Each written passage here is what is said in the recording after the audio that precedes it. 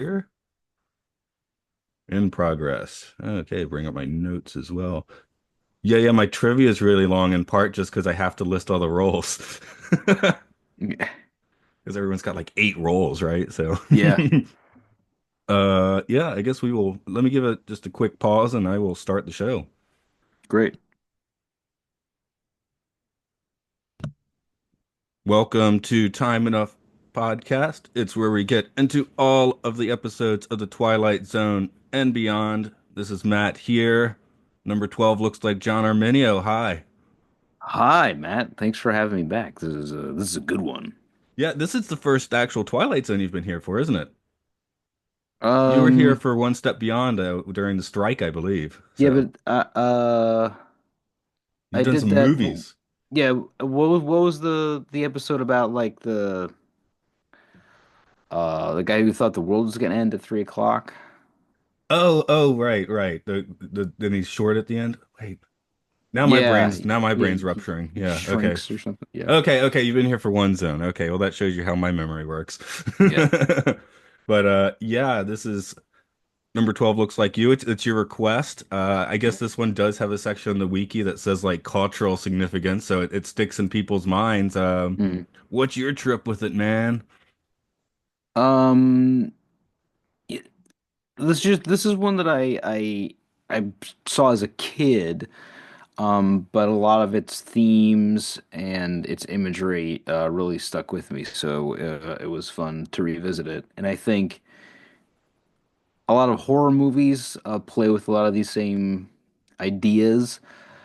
I think it's very much a companion piece with Eye of the Beholder for sure, but also movies like John Frankenheimer's Seconds or even The Substance kind of have parallels with the themes in this episode. Yeah, I think I've actually pushed people in the direction of Seconds before as being the actual best Twilight Zone movie. Yeah, I mean for sure. the Twilight Zone movie. I mean, well, let's not talk about the first one, but the other segments. I like the 50,000 feet in that one, 50,000 in that, 20,000 on the show, I believe, if I'm Yeah, getting the numbers right. But I actually like that almost as much as the original episode. But yeah, as a movie, it's a little bit spotty. I don't like the Spielberg part that much, you know. yeah, and the Joe Dante one is pretty good too, but Yeah, that yeah, one's it's fun, it's but it's spotty. I don't like that as much as the original episode where George Miller and 50,000 feet. I kind of do. So, Yeah. although it's a very different creature. Mm. This one, I have seen this episode several times, and it's one I think I kind of passed by a lot because it, I was like, well, we're just doing Eye of the Beholder again. But, giving it another view now, I'm like, okay, we're definitely doing some different strains on it because Eye of the Yeah, Beholder is kind of like desolation and loneliness. And this one's a little more like weird coercion and the system just kind of grinding you through, that sort of thing. yeah, yeah. This one is very much a conscious effort to change somebody's mind, right? Like they want to convince Marilyn that it's good to be just like everybody else, whereas in Eye of the Beholder, it's very much they're horrified by the appearance of what we see as a beautiful woman, and then her horror as being the lone outlier in that world. And I think one of the fascinating aspects about Eye of the Beholder. Um, no, I have number 12 looks like you. Sorry, uh, is that their coercion is sort of contextualized like they're helping Marilyn to try and get this transformation medical procedure done. Like they're acting like her hesitation is like a symptom of sort of like mental illness or phase that she's going through, and so they're trying to ease her into radically transforming her body. And of course at the end we see that it's much more than gentle coercion and more than the body. It's a complete They call it the um transformation. yeah. You become beholden to the whatever system is going on in the whatever system that is And instituting this transformation as a rite of passage, your brain changes. They don't just change your face and your body; they change who you are. anyway, I thought I'd coerce you into saying something smart before I do a whole lot of trivia. So if you Sure. buckle up for a moment. Original air date was January 24th, 1964. Script is by John Tomerlin. He shared credit with an ailing Charles Beaumont, who first played out the scenario in his short story, The Beautiful People. Abner Bieberman directed. He was already here for The Dummy, and he will be back again this season. His other directing credits include episodes of Gilligan's Island and Hawaii Five-O. He also had a hand in acting and was usually typecast on television as a Russian heavy. Colin Wilcox was Marilyn Kuberle. Knew I was going to mess that up. I still don't know how to say it. Cuberle. Listeners, work it out. Other than this, she appeared in the classic film To Kill a Mockingbird. Lana Kubel, I got to do it twice, don't I? Eva, Doe, Grace, Jane, a patient, and number 12 were played by Susie Parker. She was basically a proto supermodel in the 50s and 60s and best known for ads with Revlon. The Beatles wrote a song for her in 1970. They did not release it on record, but you can hear it if you watch the 1970 Let It Be documentary, but not the Get Back one that came out a couple of years ago. So you have to find that Let It Be one, which is a little tricky. Uncle Rick, Dr. Rex, Sigmund Friend, Dr. Tom, Tad, Jack, and an attendant were all played by Richard Long. He was a proper TV star, taking the lead roles in The Big Valley, Nanny and the Professor, and Bourbon Street Beat, although I don't know any of those shows. And yes, he would sometimes be credited as Dick Long. Pam Austin was Valerie, Marilyn after her transformation, and number 8. She was another model, primarily known as the Dodge Rebellion Girl in the mid 60s. She also appeared with Elvis and Blue Hawaii and Kissin' Cousins and was a semi-regular during the first season of Rowan and Martin's Laugh-In. And I mentioned the cultural significance part in the wiki, so I just had to throw this part in. Um, I guess it's unverifiable. I don't know, but it says Dr. Evil from the Austin Powers franchise used the same pinky gestures as Richard Long from this episode, which I don't know. I didn't pick up on that. Did you? I saw that and I definitely connected them in my head, but I know that Mike Myers took it from Lorne Michaels. That Lorne Michaels did it. Well, he took it from Dana Carvey's Lauren Michaels. Although, again, I guess Well, everyone on SNL had a Lauren Michaels. yeah, So, yeah. That is, yeah. I yeah, mean, he's one like of the it's most impressionable people alive for sure. Yeah, yeah, that last bit was with a grain of salt. I was like, must include. I actually like threw it on just like 1 minute before we started this Zoom call. I yeah, was like, I can't not put that in there. Um, John, if you could give us the opening narration, if you of don't, course. I threw it in the chat if you don't have it on your screen. Yeah. Uh, Given the chance, what young girl wouldn't happily exchange a plain face for a lovely one? What girl could refuse the opportunity to be beautiful? For want of a better estimate, let's call it the year 2000. At any rate, imagine a time in the future where science has developed the means of giving everyone the face and body he dreams of. It may not happen tomorrow, but it happens now, in the Twilight Zone. In the year 2000. The far Yes. distant future, yeah. And so it's interesting that this is just an example of the institutional sexism of the 60s. In this episode about a girl and her interactions with her mother and her best friend, it defaults to the male pronoun, the body he dreams of. Yeah, I wonder if that's a God thing, like God with a big G, uh, like like the 60s version, like I'm going to church every week and we just have to bring that in because a lot of Twilight Zones do, and a lot of TV from the time will be a little more direct referencing and go on with the Protestant church or I guess the Catholic church does it too, just saying he, when we Mhm. sing him, it's to he. So I wonder if that's what they're getting at.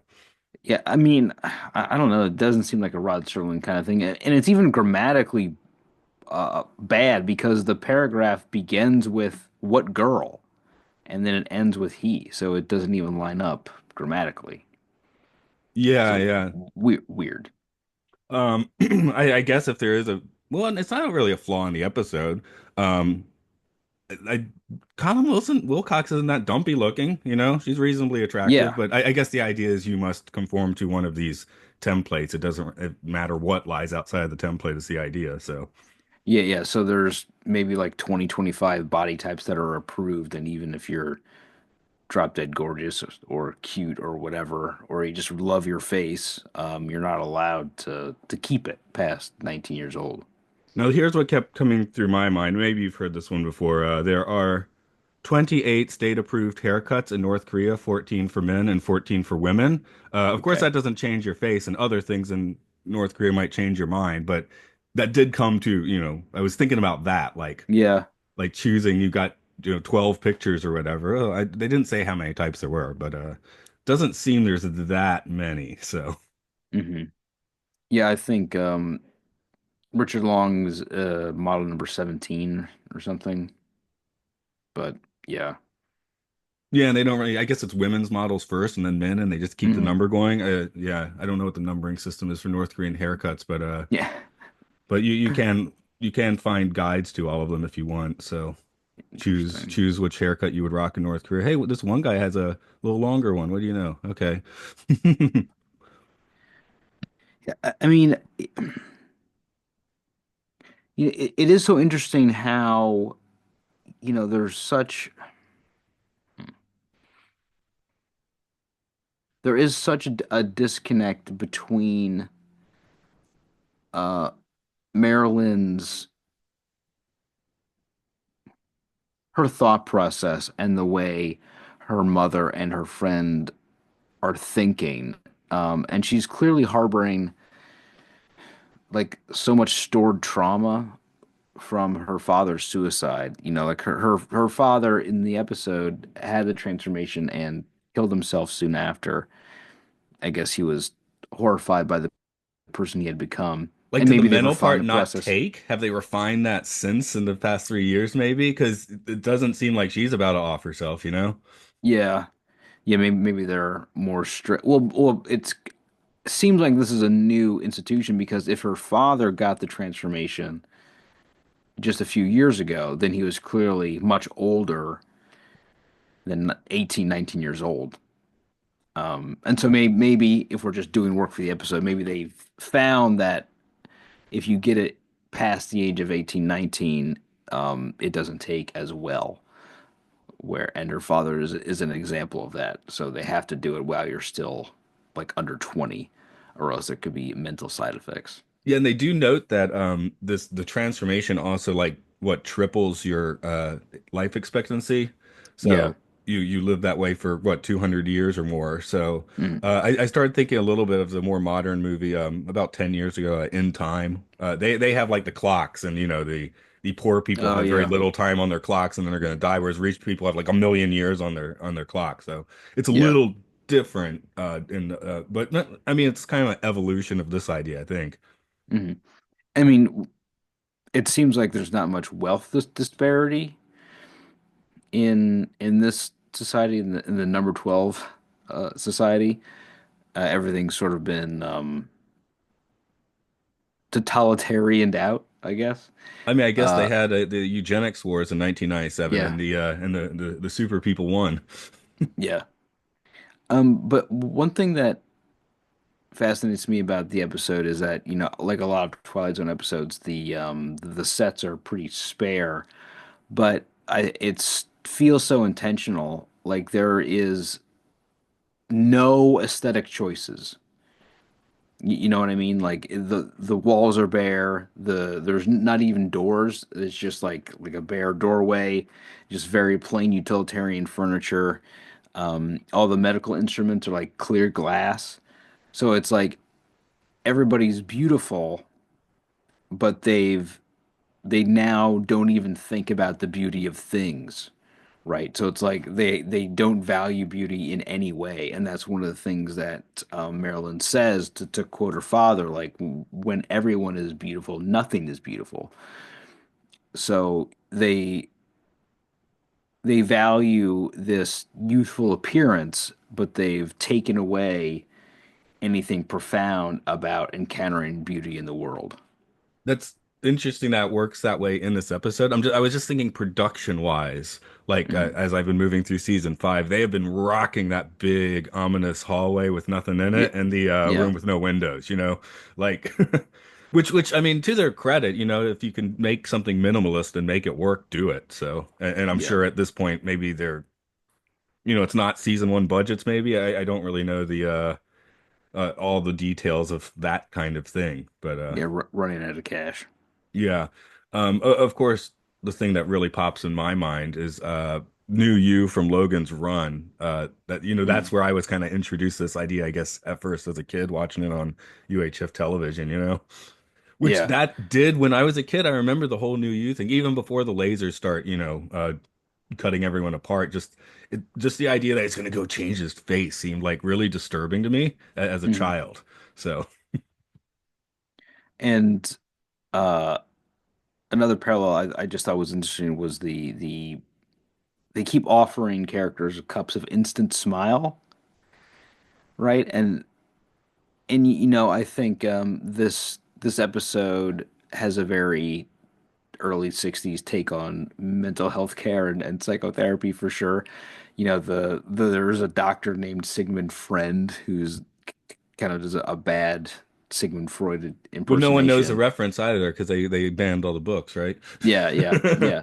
So so you could easily take Instant Smile as some sort of parody of like an antidepressant or a mood stabilizer. And so, I think Serling would see the medication of America's youth as sort of like flattening out their personalities. But I think there is still something to that. We're sort of diagnosing any differences in behavior as like an illness to be treated. But on the other hand, it is nice for somebody who's neurodivergent to be like, oh, I'm bipolar or I'm autistic or I have anxiety. That helps me deal with how I'm different from everybody else, and so I can like accept that and get treatment so I'm not like stressed out all the time. Yeah, and it's not like But one cup of instant smile fits all. Like a few years ago, I had yeah, insomnia or whatever, and they gave me like an anti anxiety thing. I took one, and it did the opposite of everything it was supposed to do. It made me super yeah, anxious, and I stayed up all night. yeah, So like that was not for me. So. yeah, Of course, I'm thinking my thing is I feel like this episode is kind of like a sketch of Brave New World. Then it's just like that's yeah, Soma, and we're just like all the details in this episode fit with Brave New World, with that being the more epic view of this society, mhm. and this being kind Yeah. of a Where miniature. yeah, where everyone is placated and happy and content, but are they really? Yeah, and of course in Brave New World they're being decanted, right, as opposed Mhm. to here where they have to take the transformation. But Yeah, that's is it more okay if they're just growing the babies this way, Or is that yeah, worse? I mean, I guess it's bad in either case, but yeah. Pick your dystopia poison. yeah, this one gives you the illusion of a choice, right? Whereas in Brave New World, there Yeah, was never a choice. yeah. But I guess here there isn't a choice either because they're like literally changing your brain or your brain chemistry so you agree with their choice. And no matter how much Maryland protests, they force her to do it anyway. Yeah. Well, by the 90s, you start getting the YA novels where the protagonist, gets out, right? So Yeah. is that kind of what happens in The Giver? I don't remember. And I've never read The Giver. I, I Uh-oh. I read it because I had to teach it to kids once, so Oh, okay. for English purposes or whatever. But Mm. um I'm gonna have a little look at my notes here. Is there anything else that really was on the forefront of your mind? I think I kind of came in with Soma when you're in the middle of a thought. If you wanted to complete that one, No, that's all right. No. I think it's an interesting acting exercise for sure for these actors to have to play different characters in one TV episode, and embody them differently. Because um, Susie Parker and Pam Austin aren't as versatile actors as maybe some other cast members of the Twilight Zone are, but I think um, Richard Long has the most fun and success with Well, portraying he's different his trade as characters. an actor. The ladies are like, well, if they need to be beautiful, let's get the, supermodels of the day, basically. So it looks like Yeah, not Susie Parker, Pam Austin. It looks like she did a little bit more acting, but both of them you just would see them on magazines and stuff, it seems. The yeah, Dodge yeah, Rebellion girl again, whatever that means. yeah. And and Richard Long certainly isn't supermodel handsome, but he does have a very handsome TV actor sort of face. I did find it interesting that Colin Wilcox, it looks like she basically just did this in To Kill a Mockingbird. There's not a whole lot else on her. Yeah. Yeah, There's but she's okay, she's in Catch extraordinary. 22. Yeah, yeah. Okay. Yeah. Yes, in the 60s it's To Kill a Mockingbird and then a couple other movies with Catch 22 and she's in Jaws too. Huh. Oh Okay, well. she's in a few more things than I Okay. thought, but Okay. not a ton. Mm, It was not like her. Yeah, she's in about a total of 15 TV appearances, it seems. So mm, I just thought it mm. was interesting because I was like, oh, she is an actor, but she, yeah, didn't Yeah. actually do was she on stage maybe? Part of an improvisational group. Yeah, 'cause she's on Broadway a bit, so okay. Okay. That Yeah. sometimes there's a Broadway hatch where like, why didn't this person appear much? Someone like Ben Hmm. Vereen, where whenever he shows up, it's awesome, but he was a stage guy. Yeah. Yeah. And also, sometimes it's just like, oh, this I don't like this. I Yeah, I, yeah, I yeah. It want to might do not be something for else. them. Yeah. We had that. I think it was maybe The Grave, where the actor in there, the sister was fantastic, and we looked up, and she'd been in like three things total because she probably just didn't like it. Yeah. Um, I wrote that Marilyn's maybe like a proto riot girl, but she just doesn't have the club to go to, or well, yeah, Yeah. the society gives you no exit, so Yeah. If she had like a zine to subscribe to and a punk show to go to, she might have found a community. But that's what the society does. It makes you bereft of community, so you can't have anybody to discuss or trade ideas with at all. You're isolated in your rebellion, which is yeah, hard. yeah, and of course the I guess by far the most disturbing thing is the just weird change in mind at the end, Yeah, So yeah. That it, look that Pam Austin gives to camera and to the audience is chilling. Like it's extremely effective. right, but yeah, it is kind of like I guess it's best that they don't tell us, especially in a 25-minute episode, exactly what's happening with the mind part because it's like, is she Yeah, putting on a show? Is I guess the idea is she has completely been altered, but then that look at the camera makes you think just a little bit, maybe not. I interpret it as a complete transformation. Yeah, yeah. That she's like lost her soul, and that's what the society has done to her. In Yeah. this search for physical perfection, they've eliminated, you know, the spirit of humanity.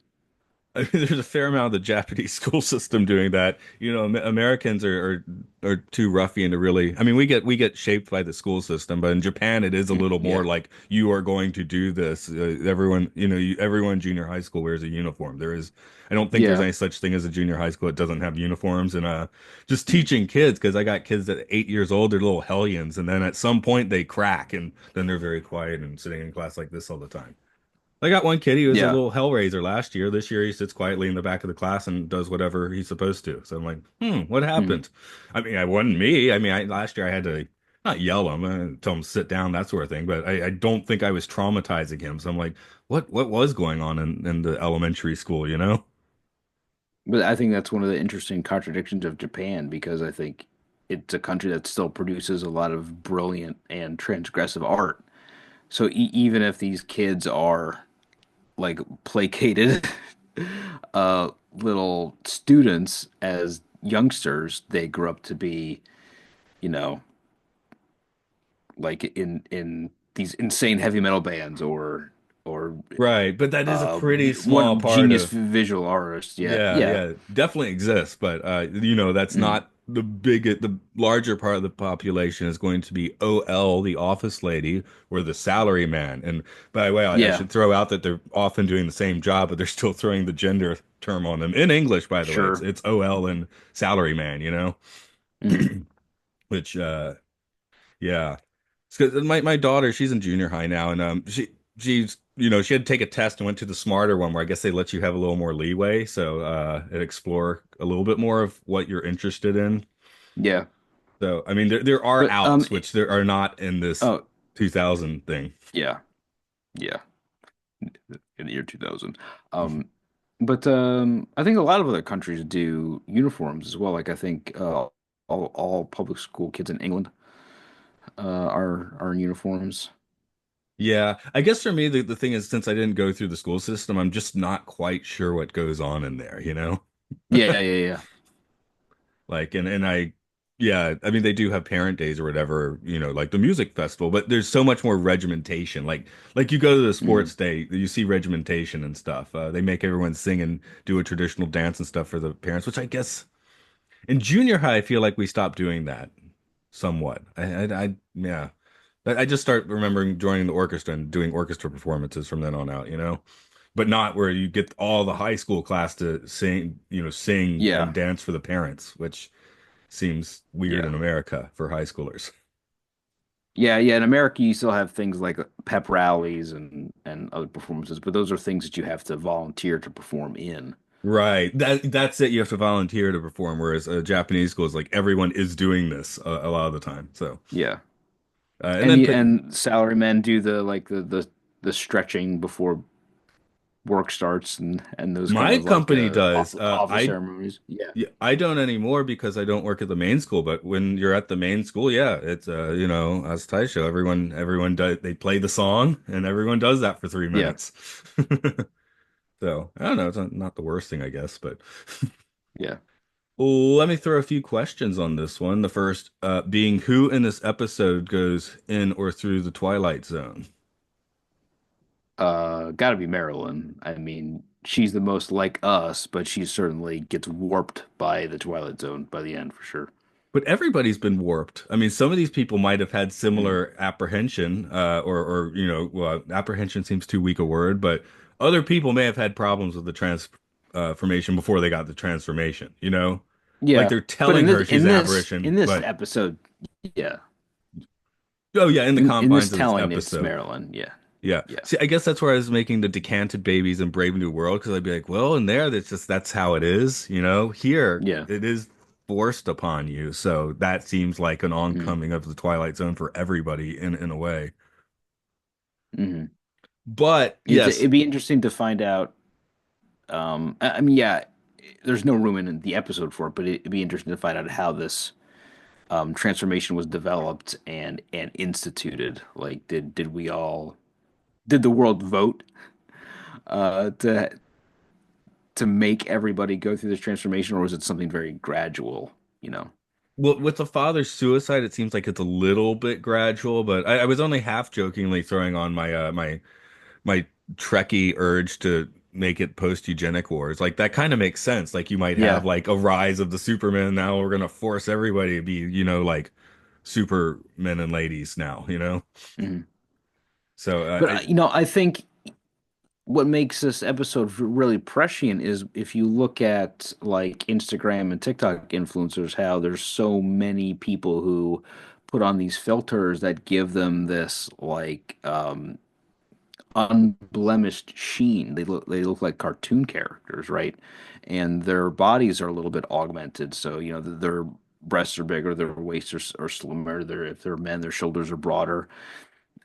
Their facial hair and hairlines are more symmetrical. So this is an aesthetic that even if people aren't physically transforming themselves, they're creating avatars for themselves that um, give the illusion of physical perfection. And so it's not even like in a World of Warcraft or any other MMO where you have an avatar that's clearly a fictional creation that you're an orc or an owlbear or whatever. But no, these.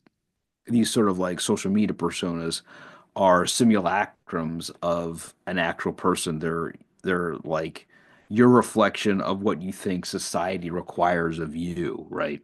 And I think that this episode speaks to that in a really like still relevant way. Yeah, I'm thinking like Instagram. I don't ever use the search. Like it shows you a bunch of things, and I've never touched any of those. Like I went to actually just search for a specific person yesterday, and I got the Mm, screen. I was like, it has so little ability to know what I want. It looked like just some insane David Lynch movie thing, you know? Like yeah. every search, like it had people like weird warped people and Mm, violent things. I'm like, yeah, yeah, what yeah, is yeah. this? Yeah, I'm like, none of this interests me. So, because I have a Mm, few friends who are like, oh, I got it. Like one guy I'm friends with. So yeah, it shows me it gives me all like Korean bodybuilding women. That's what his Instagram search gives him now. yeah. Like No, my Instagram feed is pretty accurate to what I want. Like, there's a lot of Tolkien content, crows, medieval art. Yes, YouTube does Uh, know me. YouTube has my yeah. number, so um, but Instagram I just have never used that much, I guess is the Yeah, reason. So yeah. it's I It kind of just has to get used to you. uh, Like, and that's one of the reasons why I don't like TikTok at all, because I can feel it reading me. It's just its algorithm. There's just very little intentionality to it. yeah, Like I've never even you're put able, TikTok on my phone. It's just like it sounds like something I mean, hey, next year I could still have it, it seems, but yeah.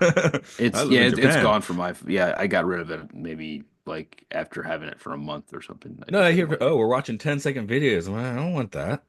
Yeah. That doesn't interest me at all. And So. that the AI voice is really grates me on both like either any video app. The AI voice just Oh, makes you hit me those on YouTube for sure. And yeah. especially when I'm looking for reviews, especially I do a lot of music, so I'm often looking for gear reviews, and more Mm, I'm running across, oh, this one's written by AI. This is useless.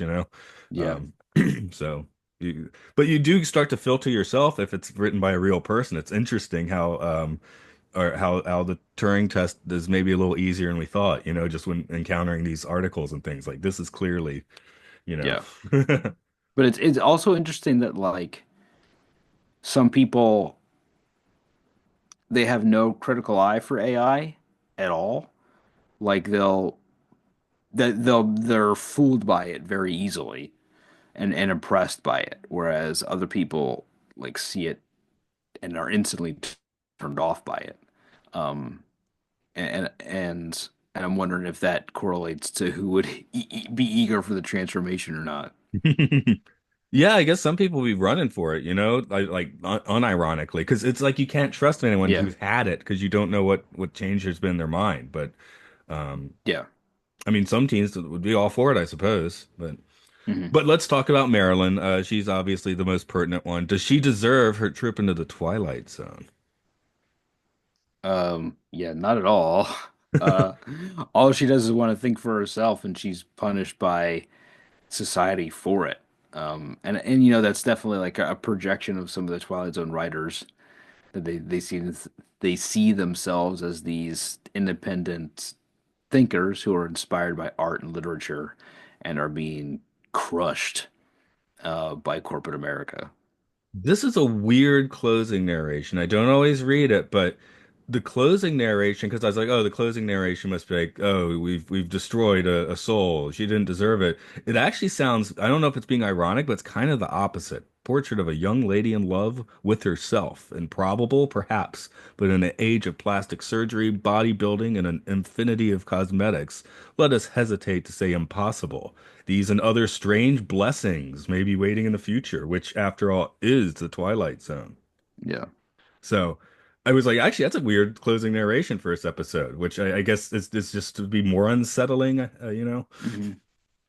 Yeah, that is a little bonk bonk on the head to say that using makeup and physical exercise and plastic surgery is going to make you think just like everybody else. And that sort of is the point of the story, but it is weird for the closing narration to tell you the moral so blatantly like that. Yeah, but at the same time, it seems to be just a little wink wink about it. It's clear, Mm. but it's a little wink wink. Um, I got my tripometer. 0 is not trippy at all. 5 is extremely trippy on the tripometer. Where would you like to place number 12 looks just like you? Um, I think if this was like a season one episode, it'd be five. But at this point, you're pretty used to the the way Twilight Zone is telling these stories and the tropes that it uses. So I'll go to four. Okay, that sounds about right. I was actually sitting here like thinking 4, 4.5. So I'll go with 4.25. I'll go slightly above Sure. you for trippiness. I'm kind of I usually don't care what the other person says, but in this case, I am glad you said 4 because I'm like halfway, not halfway, but a notable part of the way through season 5, and I'm probably just like really look like a lot of them have had lower tripometer scores this season, so Mm. I'm like hoping I'm just not going to grasp a higher one, because I haven't had Yeah. one, that's the weird thing about doing that. But yeah, I think this one definitely deserves that 4, and I'm going to give it just a little more. 5 for me, while I do like the austere sets that they've been using this season, something a little more whack would have pushed it up on the tripometer. Something a little Okay. visually weirder. Because the Hmm. weirdest thing we get here is that everyone's got their name on their shirt? Yeah. But I think that is a great detail, in a episode with not many visual details, because everybody has the same face or, more or less, you have to have name tags to tell who each other are. And so Because it's even a personality won't do it, right? Everyone's got the yeah, same yeah, personality. exactly. Yeah, yeah, yeah. So it's a signifier of how similar everybody is. But yeah, Right that well. visually that's as trippy as it gets, and the fact that just everyone's playing 8 different people, I guess, is always a Yeah. little weird. But I wouldn't call the Nutty Professor trippy. A little bit maybe. Any final thoughts that you want to throw out on this episode? Um, yeah, it's just I think it's a sign of the brilliant writing in Twilight Zone, ha how pressing this is that art is still addressing these themes in movies like Seconds and The Substance and how the horror that Rod Serling was mining in the late 50s and early 60s, still comes up today. And that's why I think it's great that we got to have this conversation about it. So I really appreciate you having me back on to talk about this episode. Rock on. Um, I guess tell the folks what's up in your podcasting world over at Popcorn Eschaton. Yeah. So my regular podcasting gig or joy is Popcorn Eschaton, which is on the Zebras in America feed. I do it with my good friend Scott Thorough, and it's a movie podcast that focuses on religious and political themes in film, whether that's explicit. Like we just did a double feature of Leon Morin Priest, the Jean-Pierre Melville film about France during the Nazi occupation, and also a Prisoner, which stars Al Guinness about a cardinal who gets interrogated by a totalitarian regime. And then sometimes we'll do fun movies like Bingo Long's Traveling All-Stars, which is a 1970s movie with Billy D. Williams and James Earl Jones and Richard Pryor about a Negro League baseball team. So, and then we look at the political context of that. So it's a lot of fun. And yeah, uh, I really enjoy it. All right, and of course I had to say the name to lead in just because I was like, I can get the name right this time. So Yeah. eventually you can remember what Eschaton is. Yeah. Of course, we're Time Enough Podcast to leave a good review and rating on the podcatchers. We do a lot of media podcasting. Me and my friends over at podcastius.org. We got things about Pokemon. We get things about really good movies and really bad movies as chosen by IMDb users. And John, you are often on that one as well. And we got It's a Podcast lot of fun. Yeah. 999, where we're talking about Planet of the Apes. Going ape, watching the TV show, which I haven't done before. Have you seen any ape TV shows? Yeah, I've not seen any Planet of the Apes TV shows. I love the film franchise, but the TV show is off my radar. Well, we're gonna try and put it on people's radar, and I don't know if that's gonna be a Mm. good thing or a bad thing. We'll find out. I was just talking with one of my coworkers about how many talking apes there are in comics.